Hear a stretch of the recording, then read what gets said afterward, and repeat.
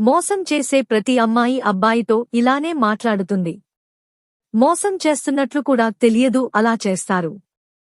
పైగా మాటలు మాట్లాడతారు. అలాంటివాళ్లు మీరే కాదు, ఎవరు ఎంత చెప్పినా అస్సలు వినలేరు అని చెప్పవచ్చు. ఒకటి గుర్తుపెట్టుకో మిత్రమా, అది ఏమిటంటే తన మాటలు నీకు బాధగా అనిపిస్తూ ఉంటుంది. అలాంటి సమయంలో ఒంటరిగా ఉండి బాధపడటం కాదు, అలా బాధపడితే నీ కన్నీళ్లకు విలువ ఉండదు.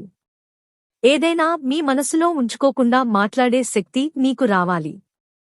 అందుకే ఎదురుగా మాట్లాడలేని స్థితిలో మీరు ఉంటే జీవితంలో ఒంటరిగా బాధపడుతూ ఉంటారు. ఒక అడుగు ముందుకు వేస్తే మరొక అడుగు వేయాలి అనేలా మాట్లాడాలి. మాట్లాడుతున్న కొద్దీ ధైర్యం మీలో రెట్టింపు అవుతుంది. ఆలోచించండి, మోసం చేస్తూ ఒంటరిగా మాట్లాడుతుంటే ఇలాంటి నిర్ణయాలు తీసుకోవడం మీకు చాలా అవసరం.